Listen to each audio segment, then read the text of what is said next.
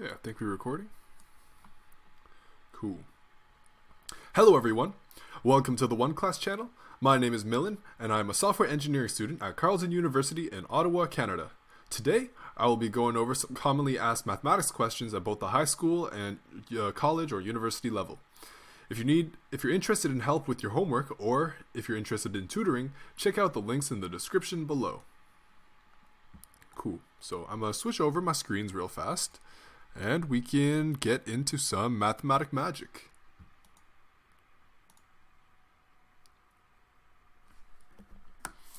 Cool. So, the first question that we got on the menu today is, what is an arithmetic sequence? An arithmetic sequence is a sequence of numbers, and the sequence of numbers has an order to them. Like the first element in the list in the sequence is going to be so-and-so.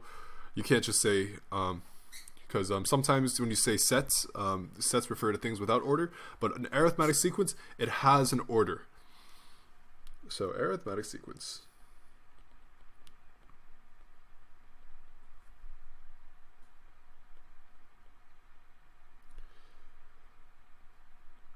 Has order, and each term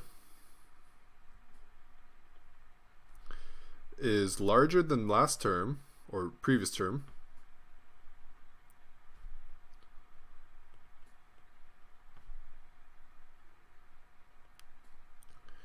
is larger than previous term by same amount each time.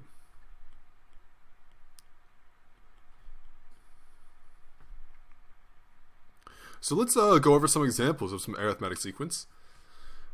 1, 2, 3, 4, 5. That's an arithmetic sequence. We're adding 1 to each term. Every term is 1 bigger than the previous one. Another example of an arithmetic sequence could be something like this. 0, 0.5, 1, 1.5, 2, 2.5. Another example we could have like 7, 14, 21, 28, 35, 42. In this case, like here is adding 1. Here is adding 1, adding 0.5, and here we're adding 7. Okay, now the amount that you're adding each time is called D. Amount added between terms.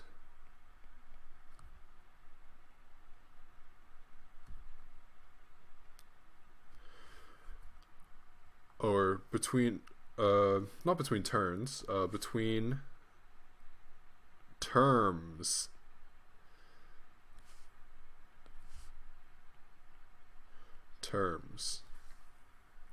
Okay, so another thing of interest that we need to take care of to following like this, the response that the junior tutor gave is x. We need to know the initial value, or the value of the first term.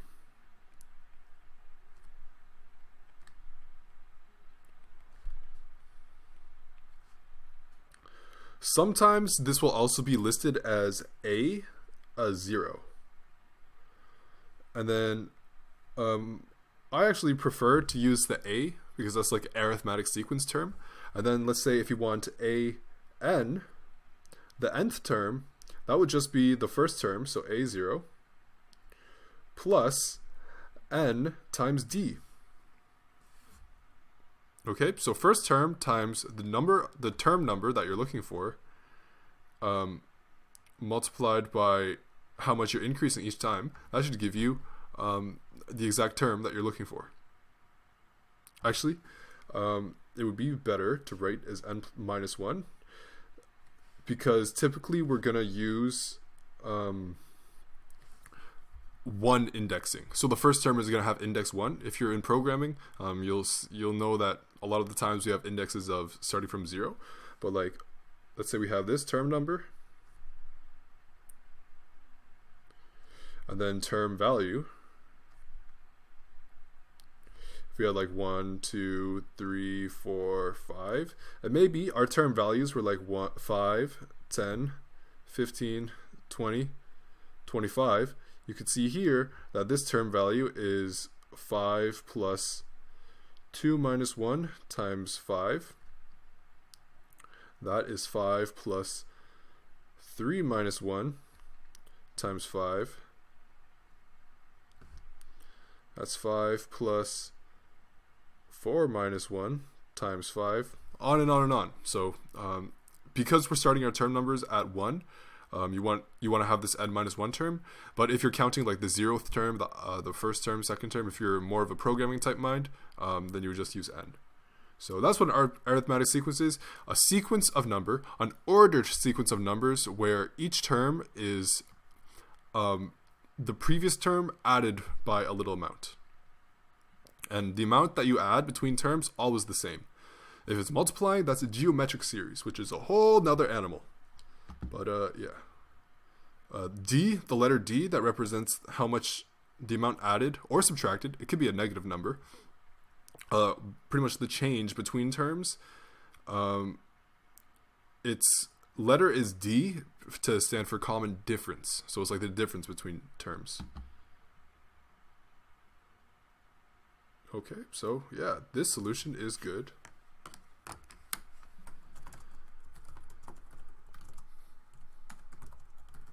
But has a typo.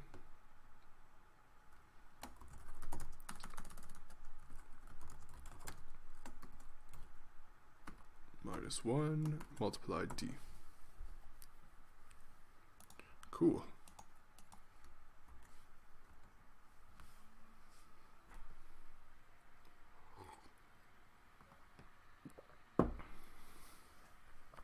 Okay. So, the next question that we got on the menu today is, what does it mean to have a zero exponent? A zero exponent, what that means, or what that would look like is this. So you have some number. Some number to the power of 0. And the answer to this is always 1. So long as the number is not 0 itself. And let's actually run through an example of like why this might work out.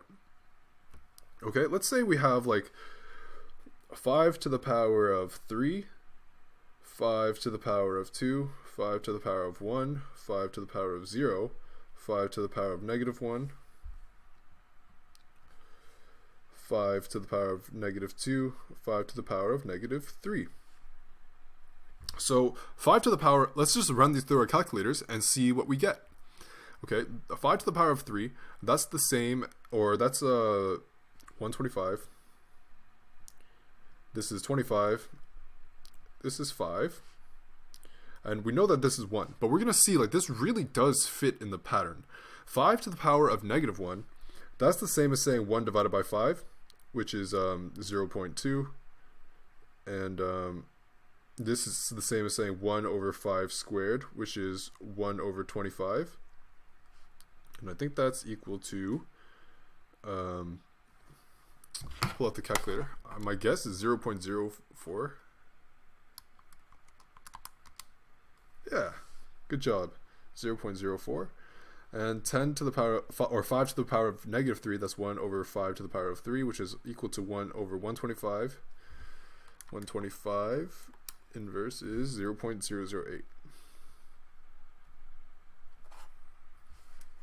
Okay, now imagine if we were to plot these on a graph. Maybe the graph would look something like this. 1, 2, 3. 1, 2, 3. Like here we'll have like 5. Here is for 2 is like 25, and then for the 3 it's going to be like way up here. You know, pretty far up there. And at 0, this is going to need to be 1. And then it's going to get lower and lower and closer to 0. Okay, so we know that exponential functions, they have to be continuous. So this definition of like the zero exponent is always equal to 1, anything to the power of 0 is 1, that's quite important to follow the pattern of the rest of the things, right? So you could see here, like along this pattern, like, you know, if you're going from a high exponent to a low exponent, you're getting smaller and smaller numbers. Well, I mean, for the step in between, like to go from 5 to the power of positive 1 to 5 to the power of negative 1, like you can kind of see like 1 kind of has to be the middle ground between there, and that kind of is like represented by the impact of the 0 exponent of here. Okay, so just know that anything x to the power of 0 is equal to 1 so long as x is not equal to 0. Okay, and that's always the case. And if you ever get 0 to the power of 0, this is not a real number.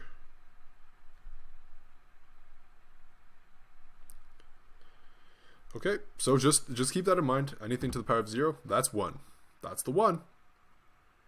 And yeah, even negative values works out as well. As long as x is not 0, this will always be true. So, yep, keep that handy.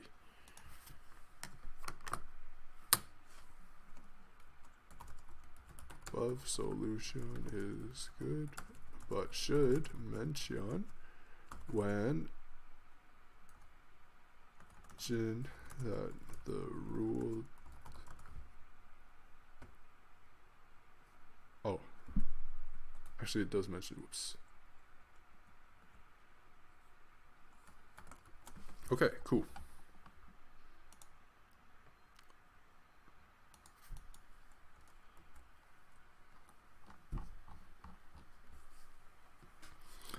Okay, so the next question that we got on the menu today is, what is the square root of x squared? So what that looks like in a math type equation is it looks a little something like this. The square root of x squared. It might be tempting to just say it's x because you know, we know that square root and square are inverse operations of each other, but we have to remember that this could be positive or negative. So this equals to plus minus x. Okay. Square root of x squared. Yeah. Oops. Yeah, so you know that the result of any square root value has to be plus minus. So suppose that x is equal to like 5. In this case, it would be the square root of 5 squared, which is equal to the square root of 25. And that would just give us like, you know, plus minus 5.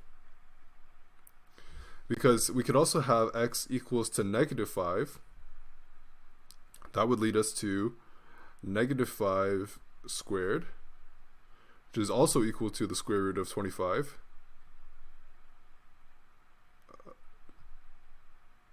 Oops. Plus minus 5.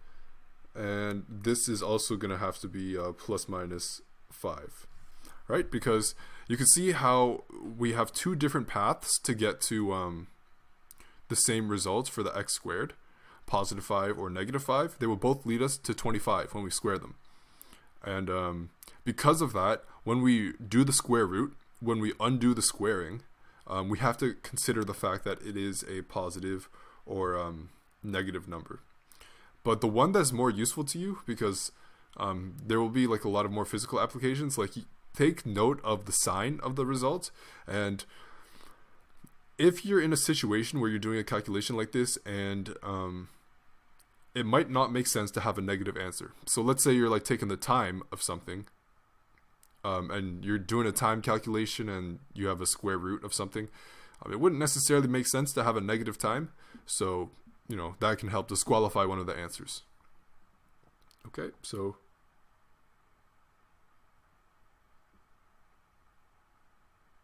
yeah, but so it is x, but it should be plus minus x.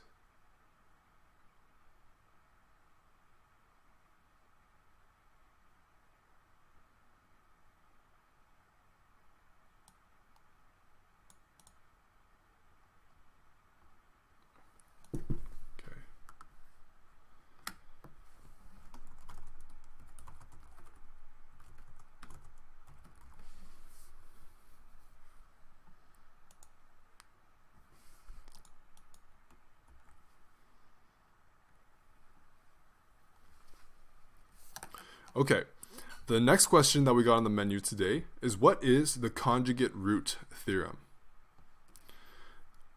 Okay, so let's first talk about what a conjugate is. So a conjugate looks like this. Or conjugates, they're like twins, but not identical twins. So they're like twins.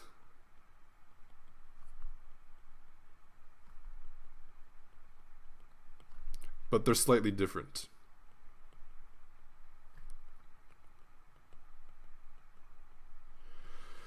So conjugates is like, you'll have something like A plus B,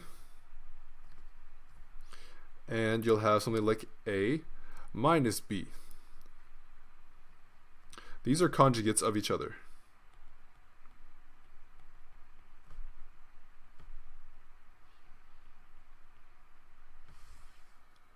Okay, what you can see is that the only difference is that the B terms are different signs. So B terms have opposite signs. A terms have the same sign.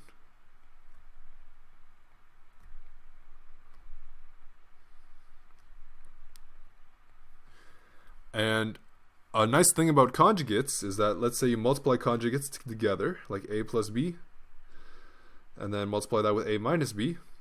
Well, if we do the result of that, we're going to get like A squared plus AB minus AB plus minus B squared. You see how these are positive and negative, and they neutralize each other. So this is just equal to A squared plus B squared. So that's what conjugates are, and they're quite useful. Now the conjugate root theorem is saying that when you have complex roots, you'll always have, the roots will always be conjugates. So polynomial roots that are complex are always conjugates.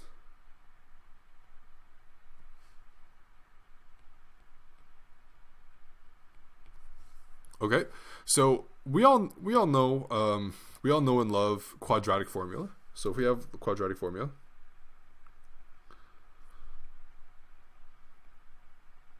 and quadratic formula is used to find the roots. And our roots could look a little something like this. We have like x equals b squared. Wait, it's not b squared. I'm just going to verify this super fast because sometimes it's not all on the top of the dome.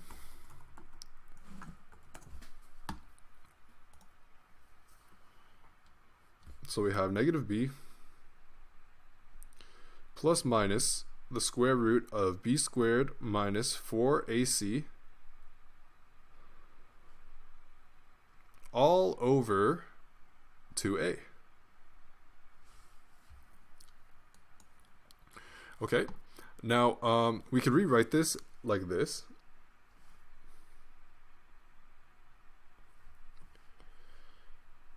X equals negative b over 2a plus minus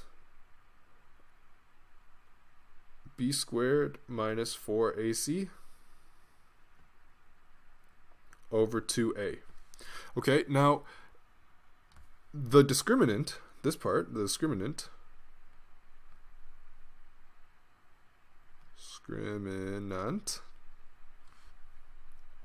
here, b squared minus 4ac. If the discriminant is 0, well, it's just going to be 0 over 2a. We're just going to have a single root. If the discriminant is a positive number, or underneath the root is a positive number, so b squared is more than 4ac, then we're going to have just like a regular number. So we'll have 2 real roots. But we'll have 2 complex conjugate roots if we have discriminant less than 0 or negative discriminant. We'll have something like this. We'll have like negative, we'll have negative something. Let's just say that negative something is negative d is under here. We know that negative d is really the same as just like negative 1 under the root multiplied by the square root of d. And the square root of negative 1 is just makes the imaginary number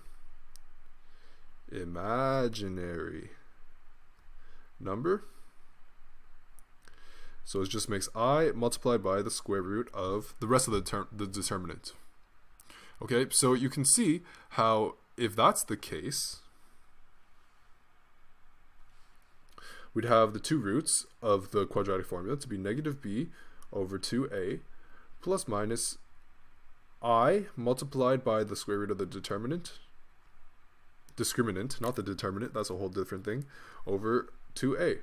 And you can see how these would have to be conjugates of each other because we have the plus minus in between them. And because of the I term here, the imaginary number, we cannot just combine them like we would if we had a positive discriminant. Jeez. Thinking about my other math, doing determinants, but discriminant, it's got to be positive for them to be combinable. Because of that I, it's kind of like a variable. Like we can't just like combine them anymore. We can't just add them directly. So yeah, and as you can see, the plus minus makes it so that the complex roots are always conjugates. Complex quadratic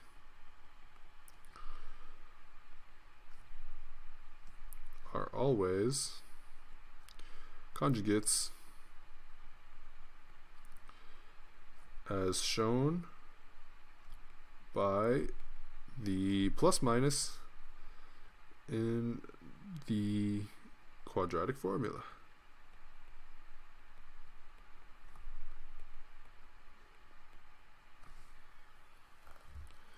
Okay, cool. So, if you ever calculate the roots of a quadratic and you find that the roots are complex but they're not conjugates, you know that they are wrong. It has to be conjugates for the complex roots of a quadratic.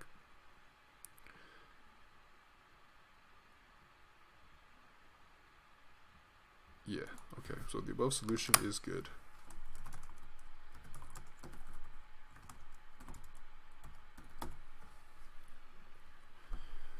It's good.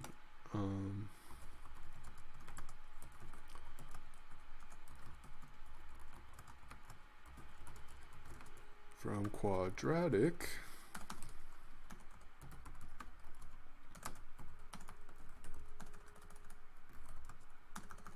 could be helpful.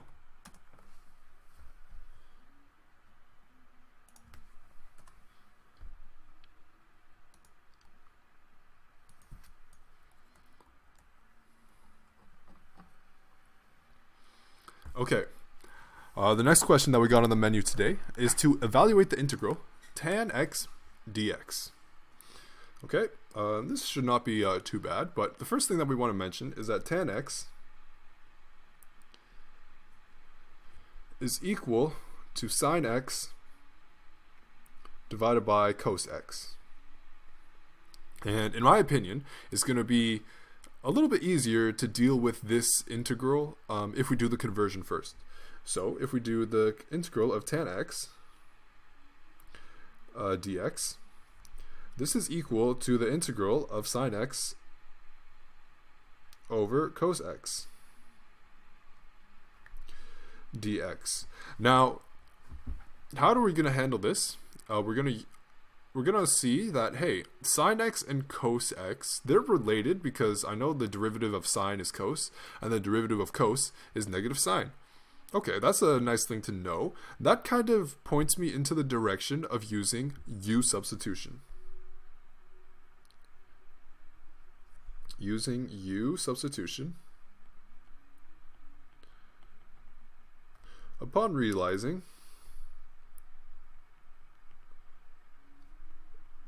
that cos x and sine x are related through differentiation.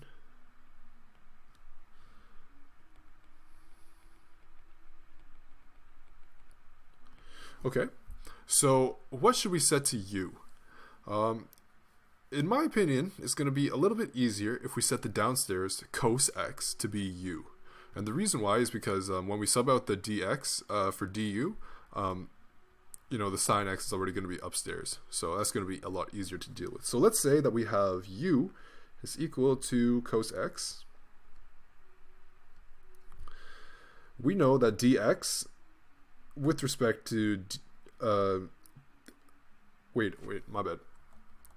The derivative of u with respect to x, du over dx, that's equal to, well, simply the derivative of cos x, which is negative sine x. Don't forget that negative.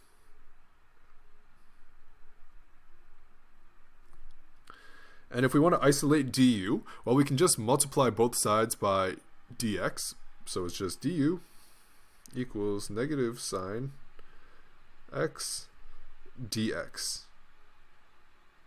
Okay, so you see that we have, I'll highlight this in green. We have sine x dx inside of here.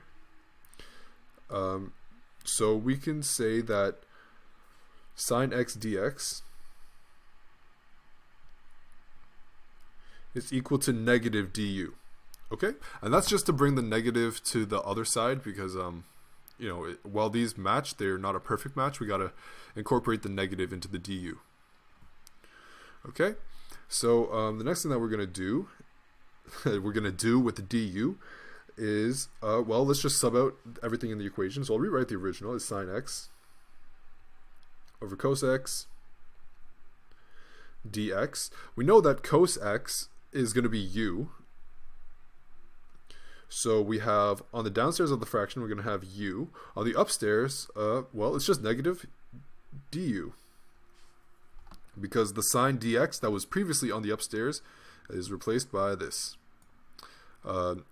Negative du is equal to sine x dx, and sine x dx is what we're replacing. Okay, so this is actually fairly straightforward. So now this is really just the integral of 1 over u, which is, this is equal to negative. That negative on the upstairs of the fraction just gets kept. And then it's just 1 over u. The integral of that is the natural logarithm of the absolute value of u plus c. Don't forget the plus c on your integrations. It will be painful if you do that. Okay, so now that we have this, we got to resub out u for what it is originally, which is cos x. So we can just rewrite this as negative natural logarithm of absolute value cos x plus c, plus the constant. And that could be our final answer. Now, as a quick check, if we wanted to do this, if we wanted to take the derivative of this, we should get tan x, or just sine x, over cos x. So if we wanted to do the derivative of this,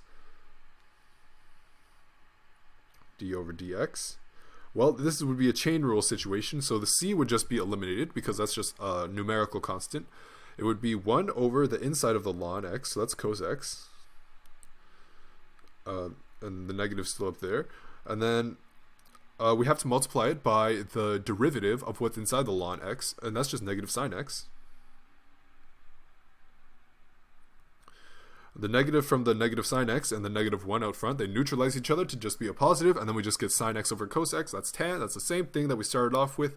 So we can give ourselves a big high five because that integral is solved. Awesome. So, and yeah, they came to same conclusion.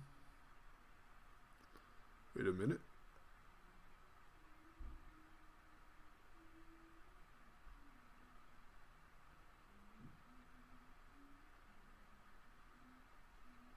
Wait a minute.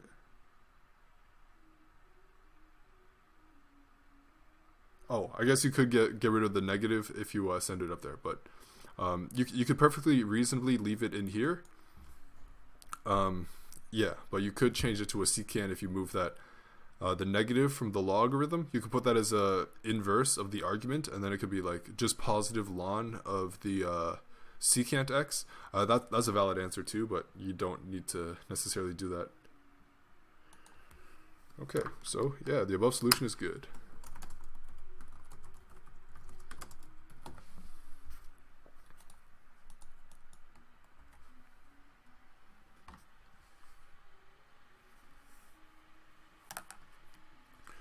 Okay. So the next question that we got on the menu today is, what is the integral of secant squared multiplied by tan squared x? So I'll write out that integral like this. Secant squared of x multiplied by, and I'm going to write tan like this. So tan x squared dx. Okay. This seems like an appropriate u substitution type thing for integration, because we know that d over dx of tan x is equal to secant squared x.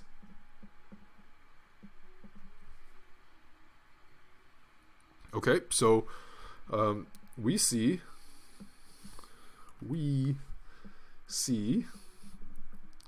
both secant squared x and tan x. Substitution is a good idea.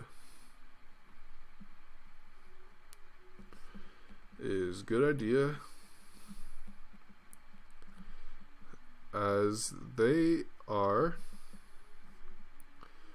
related through their derivatives.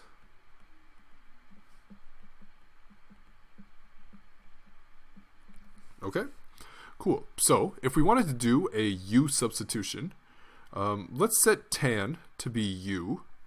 So u equals tan x.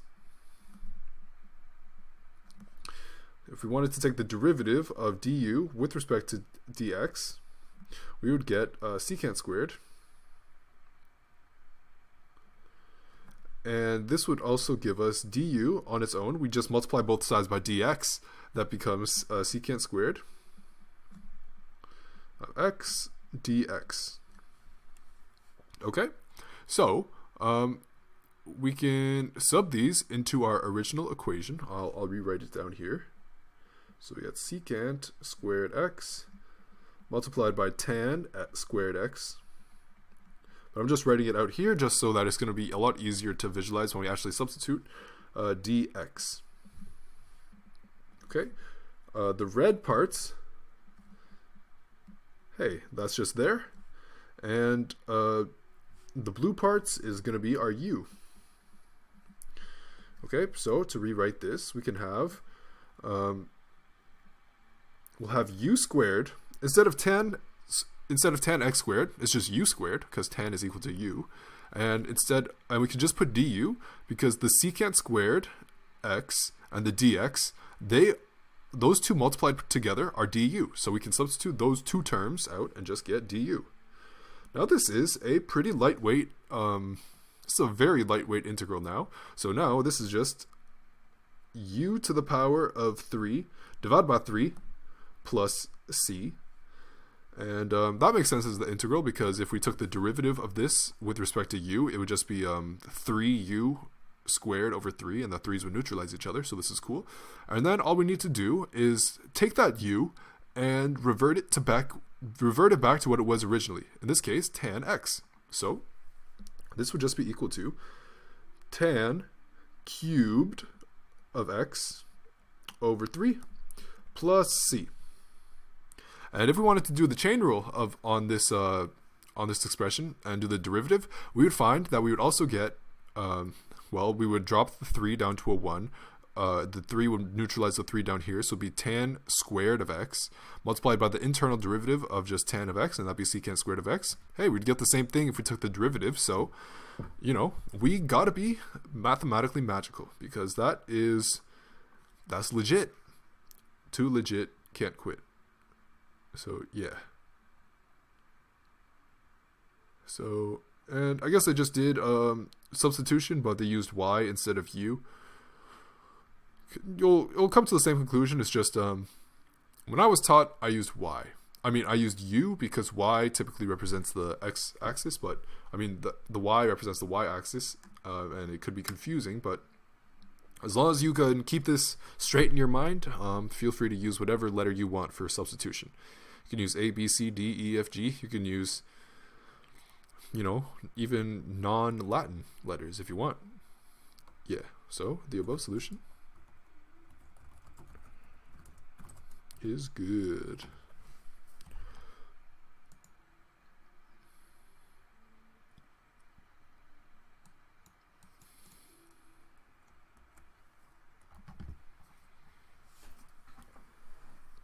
Okay.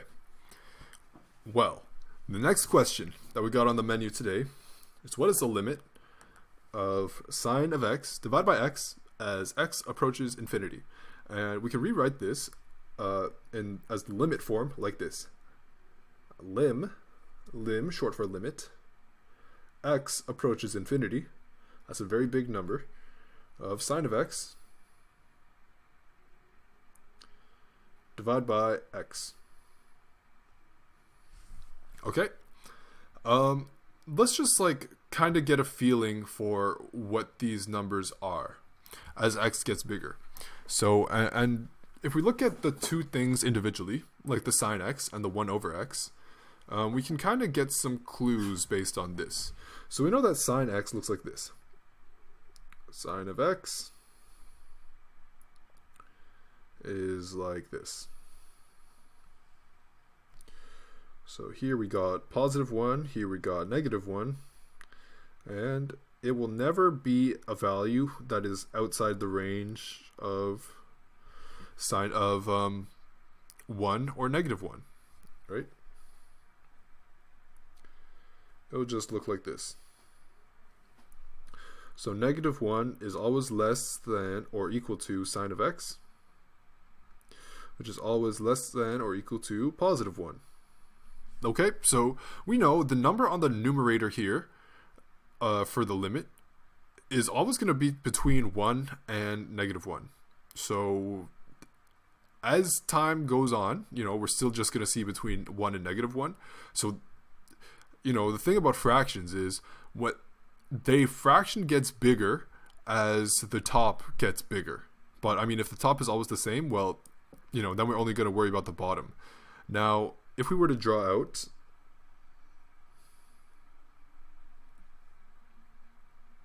um, 1 over x, it would look a little something like this. Like that and like that. Of course, we got a vertical asymptote, but we're really just worrying as it goes towards here. Okay, you can see the bigger number that you divide that you have for x, it means like it's 1 over a bigger number. That means the number is getting smaller and smaller and smaller. So if the top is going to be sine of x, and it's always going to be between 1 and -1, and the bottom is going to get larger and larger and larger, well, no matter what, if x gets really, really big to, like, let's say x gets to 5 trillion, you know, anything, it's going to be like between 1 and -1, a very small number divided by 5 trillion. Well, that's going to be pretty much 0. So based on that feeling alone, we can kind of conclude that this limit is going to approach 0.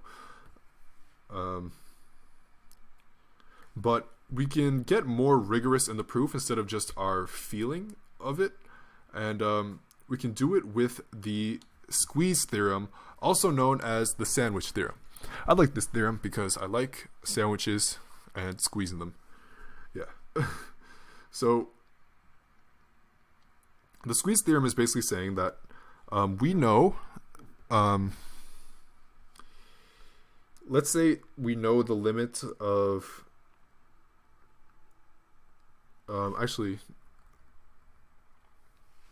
so the squeeze theorem, it looks like this. Suppose we have f of x, which is always less than or equal to g of x, which is always less than or equal to h of x. E, F, G, H, you know, it's an alphabet party. If we know the limits of, if the limits of f of x and h of x are the same, g of x must have the same limit.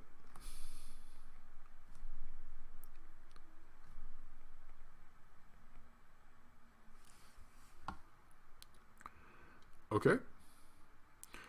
So something that we can know about this situation, about sine of x over x, is that, well, it's always going to be bigger. It's pretty much always going to be bigger than 0.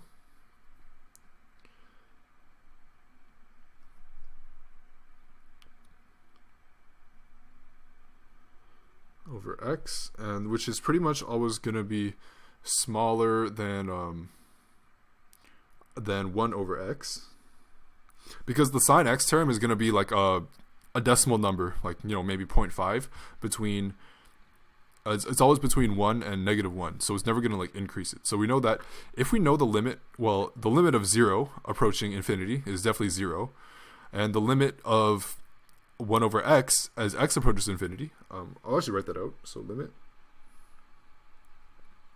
infinity of 0 is equal to 0, and the limit of x approaches infinity for 1 over x is also 0. Well, hey, we'll pull out our sandwich, we'll pull out our squeeze theorem, and we know that, well, the limit of sine x divided by x, that's got to be 0 as well. Okay, so it's just more of a rigorous proof, but the more you get practice with this, you can kind of just like get a feeling for it. Or you can just put it on a graphing calculator, just see, you know, when it's really big, where does it go? That can also be nice clues. Because deep and rigorous mathematical proofs are not always mandatory. So, yeah. This will be the above solution is always correct.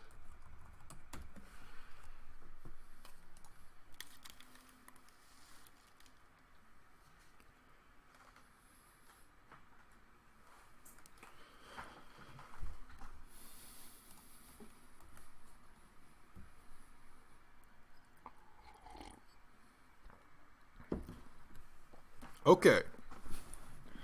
So the next question that we got on the menu today is, what are the basic differentiation formulas? Okay, now it's kind of a vague question, but here are the main derivatives, or the derivative systems that you kind of need to know. Okay, so the derivative of a constant is just going to be, so d over dx of a constant, let's call it c, is going to be 0. Okay, and that's always true. For polynomials, or for powers of x, or x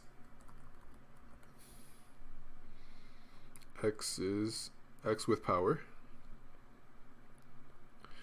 is d over dx of, let's say, x to the power of n. N could be any number. If it's 0, well, it's just going to be a constant, and that will be a constant situation if n is like that. It's going to be like this. So it's just going to be n multiplied by x to the power of n minus 1. It really is that simple. Okay, the next thing that we want to do is logarithms. So the derivative, d over dx, of log with base b of x is equal to 1 over natural logarithm of the base times x. And for ln of x, base is e equals 2.718, on and on and on. So if it's a natural logarithm, of course it would be the same formula, except that ln of the base, that would just be a 1. So I guess you wouldn't need to necessarily write that.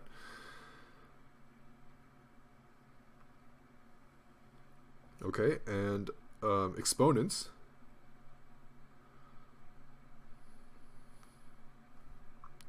So the derivative of d over dx of some base to the power of x is going to be the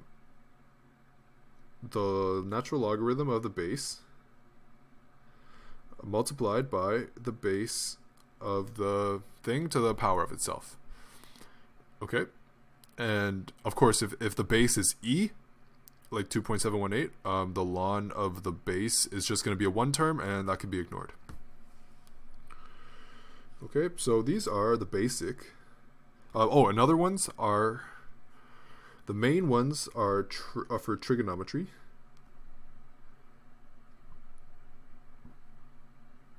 Look like this. So d over dx of sine of x, that's cos.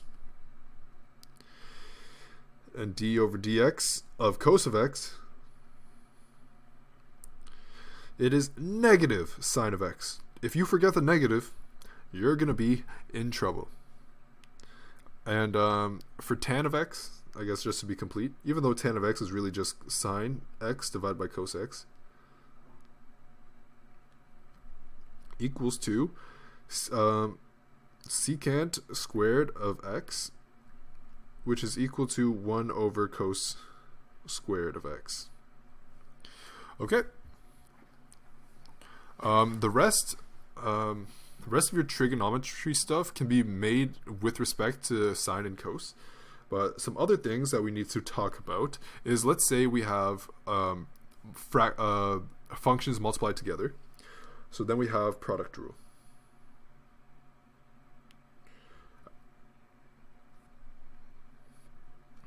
So if we want the derivative, d over dx of f of x multiplied by g of x, we're going to want to do, well, the derivative of f of x multiplied by the natural g of x plus the natural f of x multiplied by the derivative of g of x.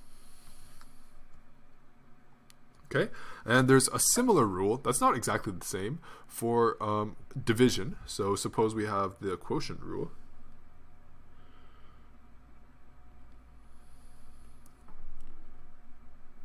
Here we got d over dx of some function f over some function g of x.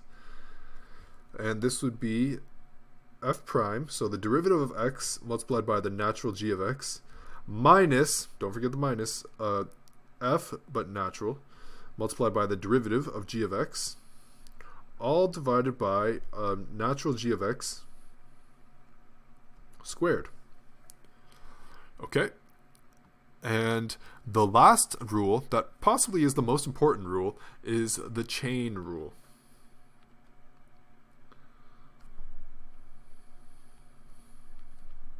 Put a star because it's so important. The chain rule is you use it when you have one function that takes another function as the parameter. What I mean by that is, like, instead of just f of x, the argument to f of x is another function g of x.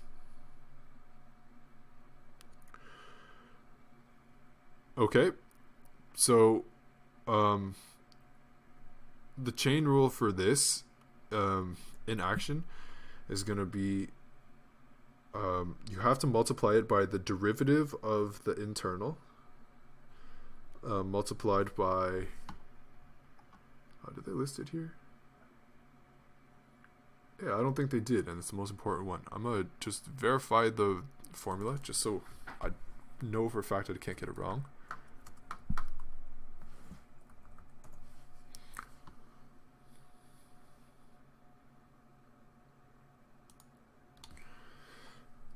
Okay.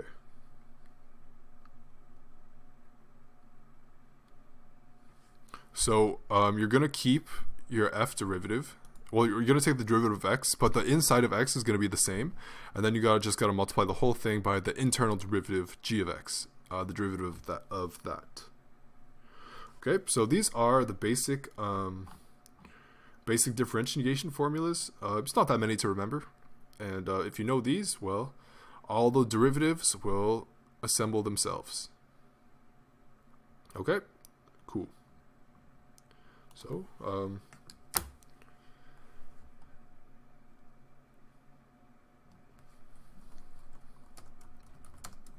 the above solution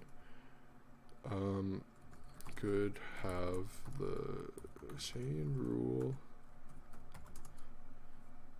and derivatives of logs, exponents, trigonometry,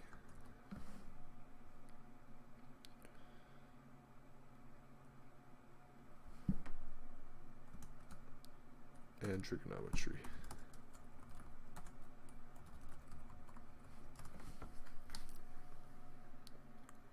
Cool. Okay.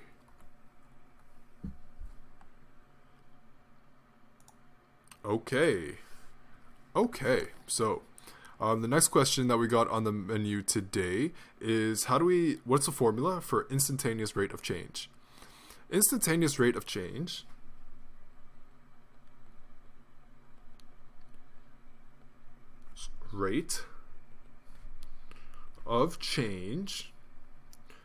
is often referred to as IROC, because I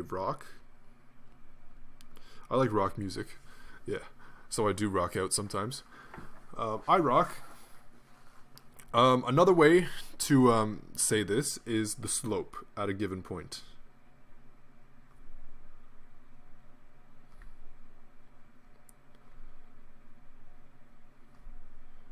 Point on a function. Meaning, like, let's say we have a parabola like this.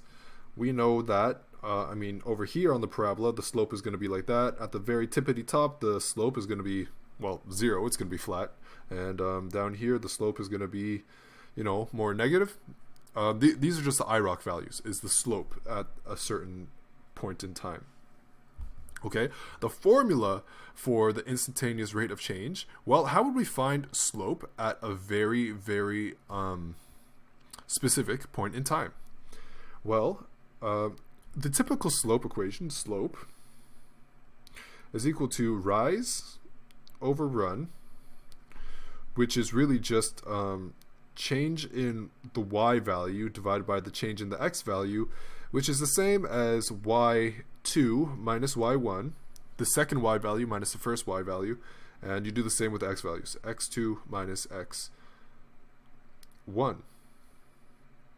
Okay, now x is going to be like, we have our typical xy axes, And the bigger the difference between x's, the more of the function that you're actually going to be incorporating. So you want to get the difference between x2 and x1 to be as small as possible. Okay, so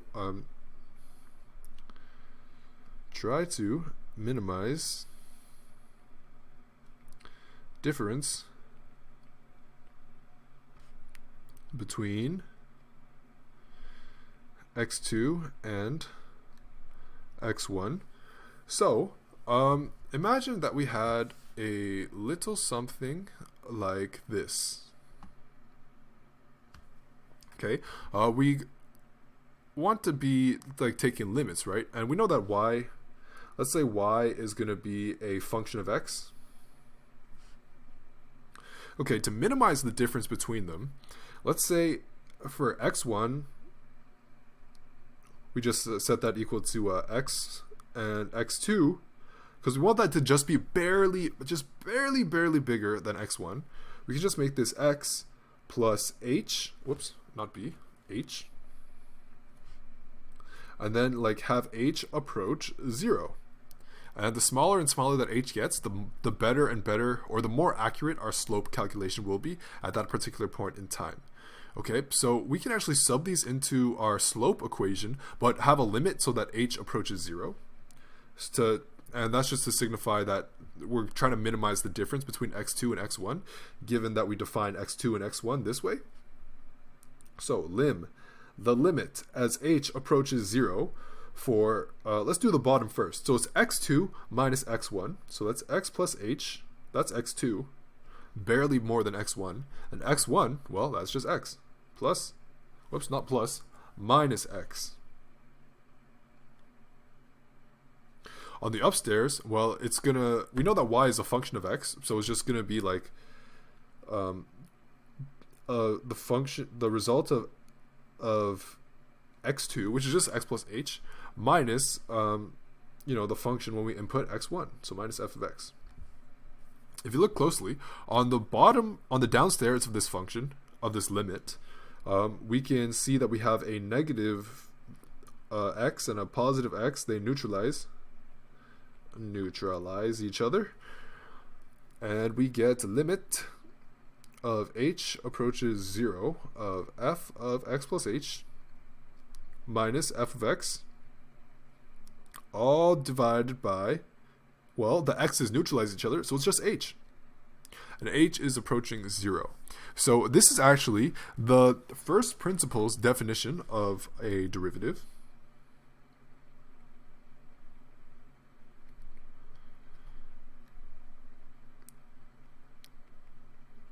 I think, no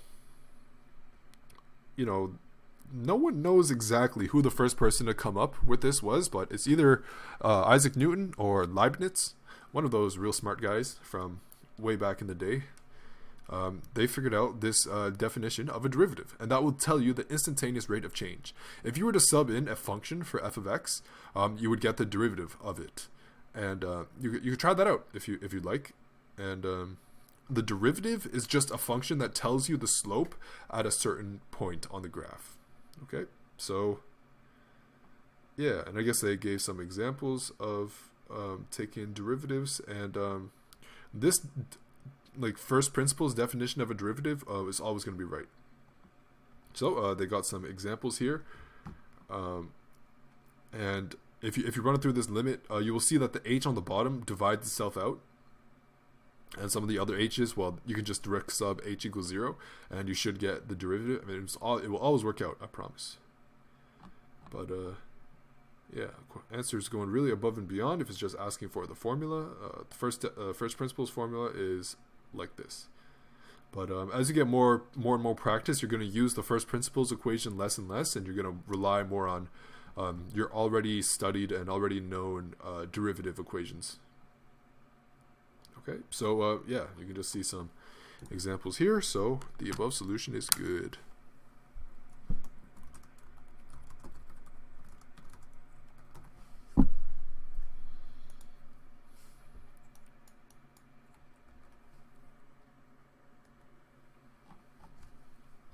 Okay, so The next question that we got on the menu today is find the derivative of f of x equals 1 over x. And we want to find the derivative using the limit definition. Okay, so the limit definition is as follows. So we have f prime of x. That just means the derivative of x. Derivative. This is equal to the limit as h approaches 0 for f of x plus h minus f of x, just on its own, all divided by h. And you can check out other places on OneClass if you want a more detailed breakdown of where this equation comes from. Okay, so let's sub in f of x is 1 over x, and let's see what we get. So this will be limit h approaches 0. I know it's a little bit painful sometimes to be writing limit so many times, but you do have to. There's no easy way around that. Minus 1 over x, all divided by h. Okay, so let's get on the top of this limit, let's get these fractions to be more compatible with each other. So let's give them the same denominator. Lim h approaches to 0. So we're going to have x over x plus h, and that's x, minus x plus h all over x plus h x. Okay, and this whole thing divided by h. What I did here is I just did a cross multiplication on the terms here. So the x, there's an x up here, an x down here. Multiply them in, and x plus h multiplied on the top here, and x minus x plus h multiplied on the bottom here. So that means these two have the same denominator, meaning that we can now just like have their numerators directly agree with each other, like this. H approaches 0 of x minus x plus h all over x plus h multiplied x all over h. Okay, and we're gonna have here is we can rewrite this as like this. Lim h approaches to 0, and this is equal to, well, x minus h over x plus h times x multiplied by 1 over h. That's just what I mean by this whole thing divided by h. We can just multiply the whole thing by 1 over h. And hey, well, you see here, positive x, negative x, they zero each other. So we can rewrite this. We can further keep going here, and we'll see like limit of h approaches 0 is going to be just negative h over x plus h multiplied by x multiplied by h. Hey, would you look at that? The h downstairs, the h upstairs, they neutralize each other. So we just get the limits of h approaches 0 of negative 1 over x plus h multiplied by x. Now if we do a direct substitution, h equals 0, so ds, direct sub, we're just going to have negative 1 over x squared. And that's going to be our final answer, f prime of x. Okay, so originally we had f of x is equal to 1 over x.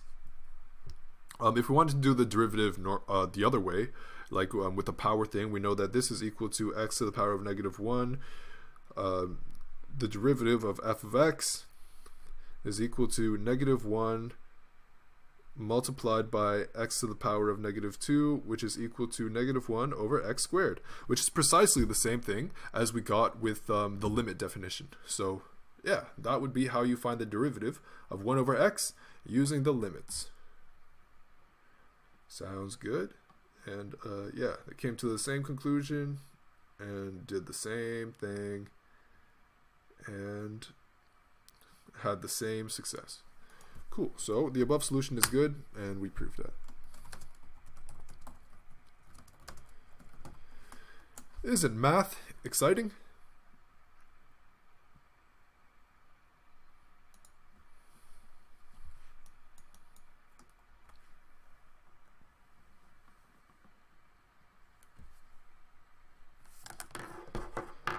Okay.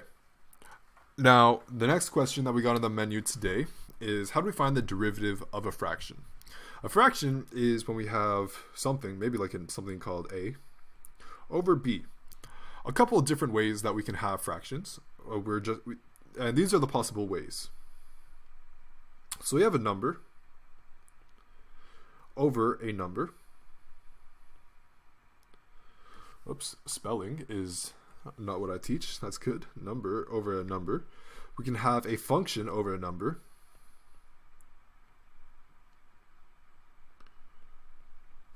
We can have a number over a function.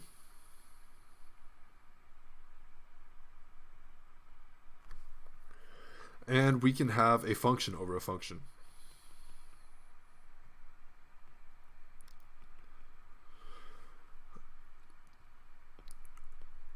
So these are our 4 cases. Let's deal with them individually. They're actually like pretty much the same thing. There's only one that's really different. That's function over function, but we'll see when we get there. So when we got a number over a number, that's pretty much just saying, so d over dx of, instead of number, let's just put like a hashtag over a hashtag. That's going to be always equal to 0. This is just the derivative of a constant if it's a number over a number. So if a fraction is just a number over a number, the derivative of that, 0. Just a constant.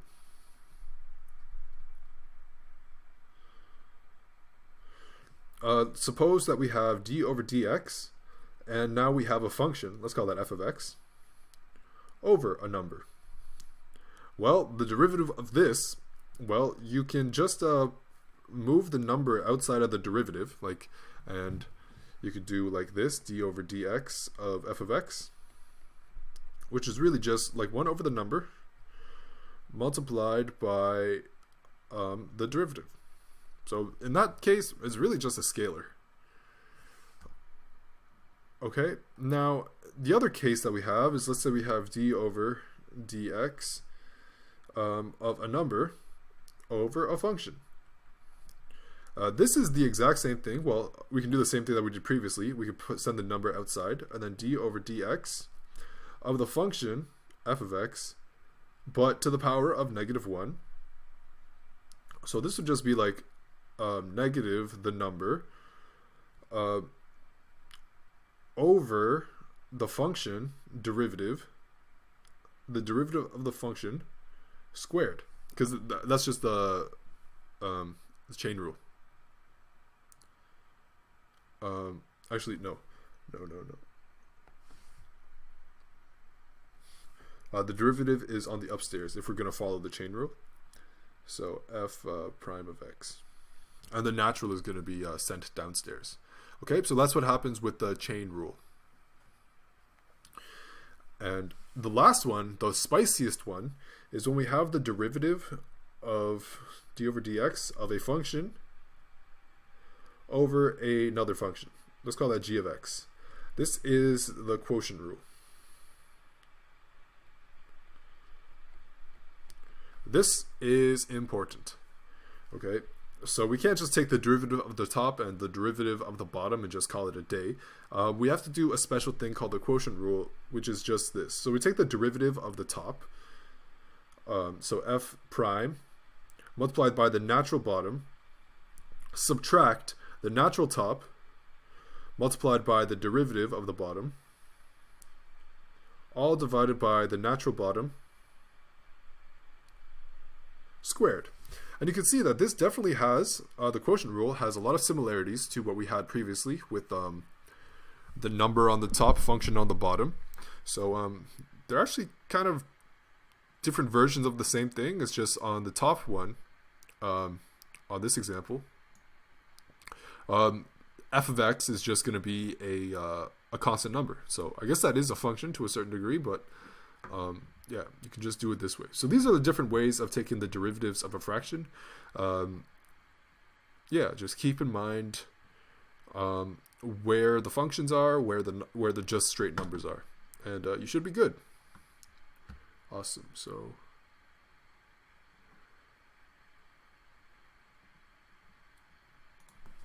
yeah, the above solution is good.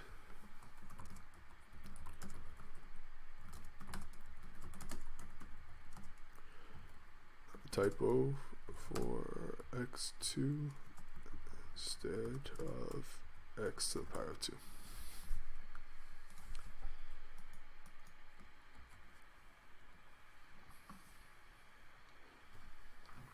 Okay, so the next question that we got on the menu today is how do we find the derivative of secant squared of x? So to write that out, let me just change something real fast. So to write that out, we could write something that looks a little like this. So the derivative d over dx of secant squared of x. Another way that we can write this is we know that secant is equal to 1 over cos.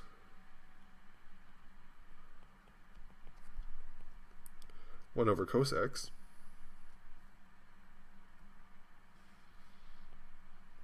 So we can rewrite this whole thing as d over dx of 1 over cos x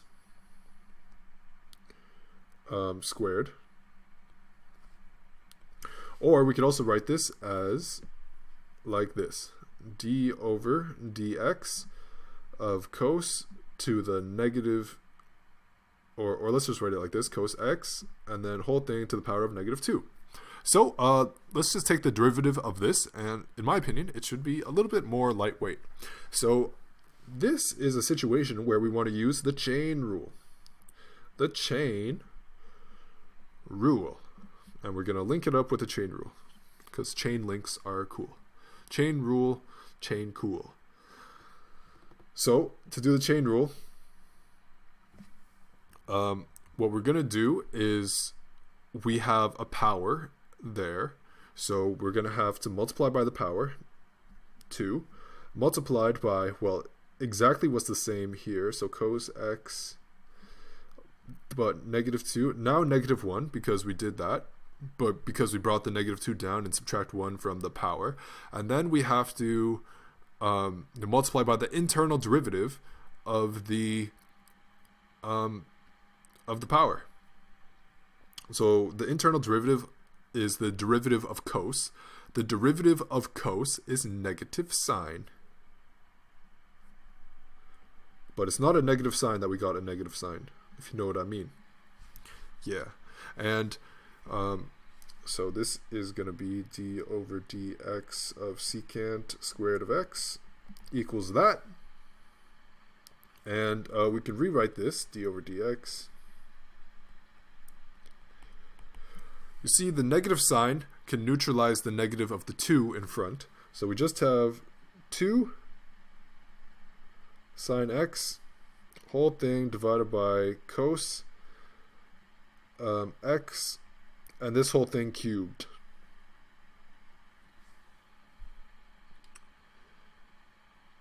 Okay, and that could be one version of our final answer, but they rewrote it here. So we know that sine x over cos x is equal to tan x. So we can rewrite this as 2 tan x, and because we replace the sine, we're going to factor out one of the coses, divide that by the sine, and that will turn into a tan. And this is all over cos squared of x. And that cos squared of x, we can rewrite that as, or the divide by cos squared of x, we can rewrite that as secant. So 2 tan of x secant squared of x. Okay, so these are all different ways of writing the same thing. In a perfectly fair world, all of these answers would be legitimate.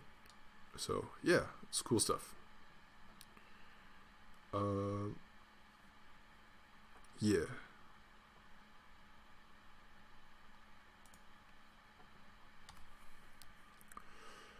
Okay, and yeah, they came to the same conclusion.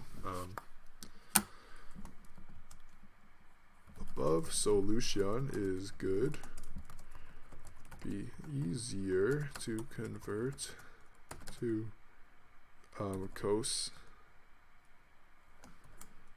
to the power of -2 and do the chain rule.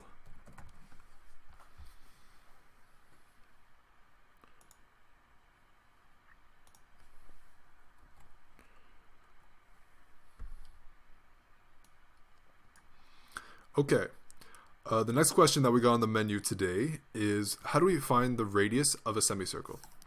Well, a semicircle, believe it or not, is a circle, but we're going to cut that in half. We'll actually draw a line through here, a straight line.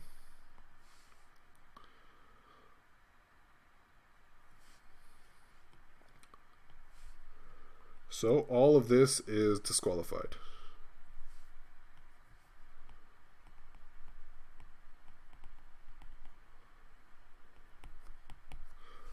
And here, in the blue, we just got our semicircle.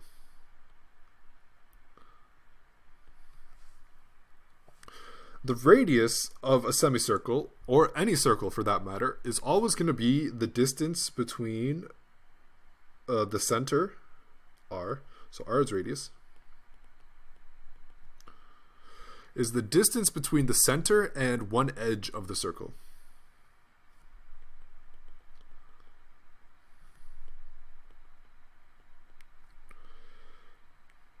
Center and one edge. And any edge or side of the circle. Now the radius measured that way is precisely the same as the radius measured this way, which is precisely the same as the radius measured this way. So regardless of if it's a full circle, if we disqualify half the circle and call it a semicircle, if we were to disqualify 95% of the circle, we're left with a small pizza slice like this. It would still have a radius like this. That would still be r. Okay, so no matter how complete the circle is, the radius is always the same. The radius defines like the curvature of the circle. A larger radius will mean like it's curving more slowly. So, you know, the Earth has such a large radius that, you know, we can kind of say that the surface is pretty much flat. We don't feel the curvature on the surface of the Earth because the radius of this Earth is so large. Don't believe any flat earthers. And maybe for something small, a radius of something small, like a grape, you can definitely see and interpret the curvature on it because it has a smaller radius. So radius is kind of like an indirect way of knowing the degree that there's curvature in a circle.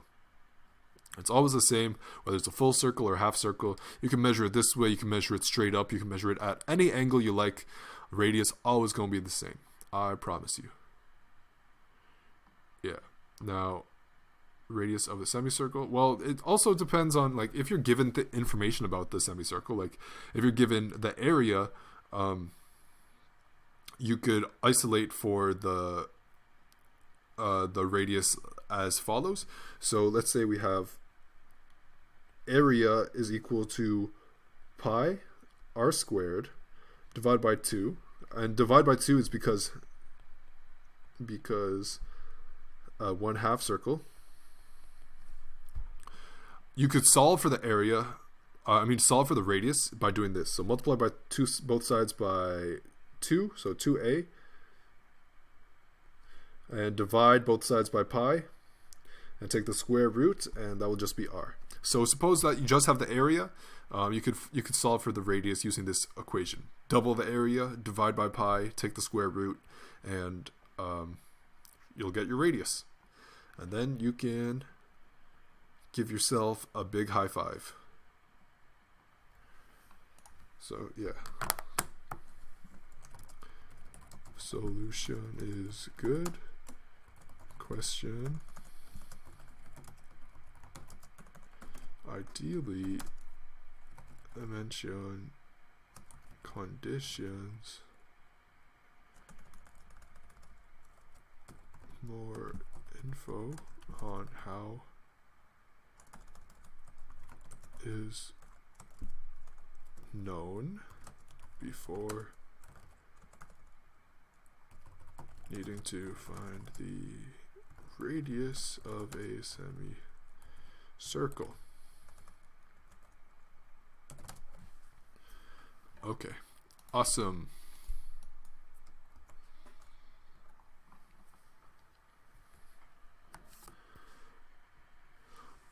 The next question that we got on the menu today is how do we evaluate sine of 0? So let's think back to our SOHCAHTOA situations, which is just like a small area of stuff, of our unit circle knowledge and that type of stuff. So for SOHCAHTOA, here we have our hypotenuse, our hype, get hyped about that. If we're talking about this angle, we're going to have our adjacent, ADJ, and our opposite, OPP. And we know that sine of the angle is equal to opposite over hypotenuse. Okay? Now, as you can kind of see, as theta, or as the angle gets smaller and smaller, opposite is also going to get smaller and smaller. If the angle was 0 degrees, so if theta equaled 0, well, it would just be like this. This would be our hype. And it would also be our adjacent, because, like, what's the angle of separation between them? There is no separation. They're the exact same line. Our op would be like this. But would we even have any if they're on the same line? How would we even measure that if our theta was 0? We wouldn't. There would be no opposite. It would have a length of 0 if we were to have an angle of 0. Okay, so that's kind of like a nice, easy way to think about it. Yeah, and you could see, like, if theta is equal to 0, well, in that case, like cos theta is equal to not hypotenuse on the top. It's adjacent over hypotenuse, ADJ over hype. You could see that, well, you know, adjacent would be equal to the hypotenuse if angle was 0. If we zero that angle down, adjacent would be equal to hypotenuse. And if those two are equal, 1 divided by the other, well, that's got to be equal to 1. And cos 0 is equal to 1. Cos 0 is equal to 1. And because of this, sine 0 is equal to 0. Okay, so hopefully that can help clarify some things. Just think about a right angle triangle. Think about SOHCAHTOA, and you can find out stuff like this. It should be like fairly clear to see. A nice way that you can memorize things is, you know, that for that, you know that you could see it as like cos.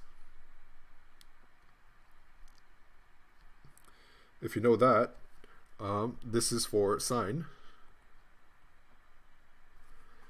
And if you know that,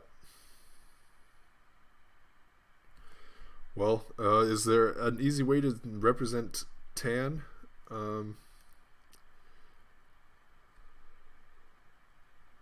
tan, maybe. Yeah, but keep in mind this trigonometry stuff is widely used across many different fields. Okay, so I guess they used a unit circle and yeah.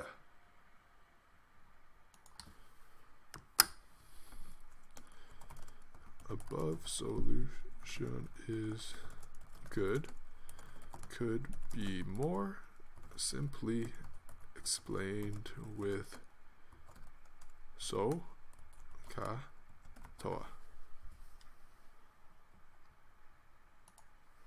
Cool. Mathematic magic.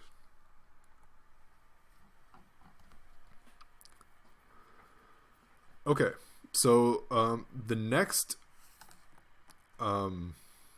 question on the menu today is how do we find the exact value of sine pi over 6?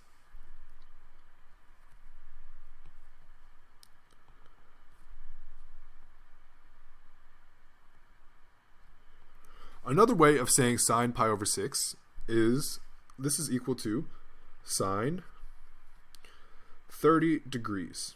Because pi over 6 is a radian angle, and that equivalent in degrees is 30. So if we were to draw what that looks like, maybe something like that. Of course, this is not to scale, so if you put your protractor on your screen right now, you'll see that this is probably not exactly 30 degrees. This would be our hypotenuse. This would be our adjacent, ADJ, and this would be our opposite. And we know that's from SOHCAHTOA, our sine of our angle is equal to our opposite over hypotenuse. Okay, now if we were in a unit circle, actually, they do use a unit circle here. So suppose that we have a unit circle that looks a little bit like this. We have y, we have x, and we're going to need a circle. It's pretty much centered, and we know that here is like 1 is 0, 1. That's the point. Here we have 1, 0. Here we have 0, negative 1. Here we have negative 1, 0. Okay, and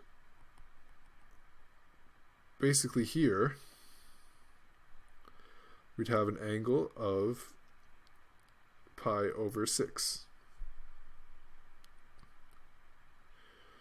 And we're just trying to find the point here. Okay? So if we know that the angle is pi over 6, and this is a unit circle, that means the radius of the unit circle is always 1.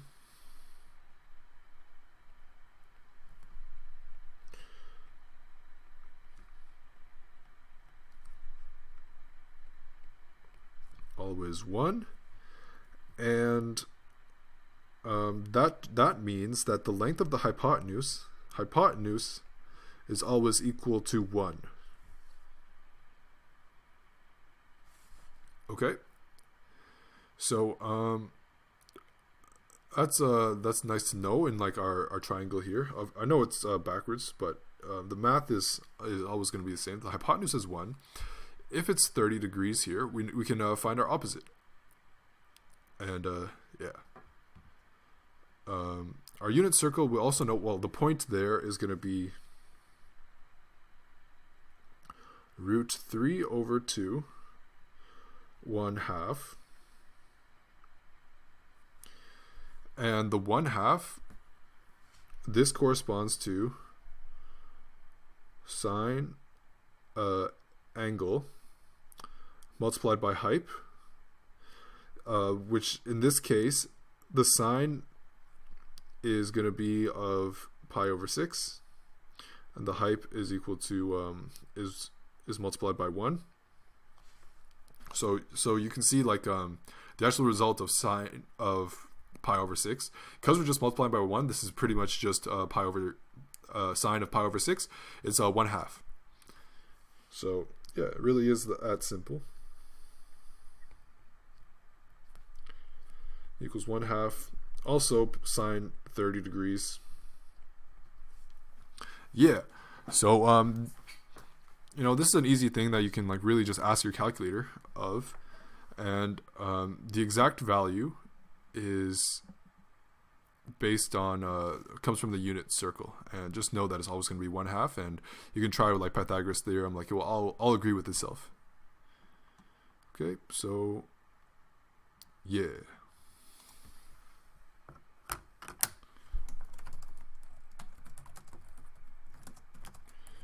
Is correct.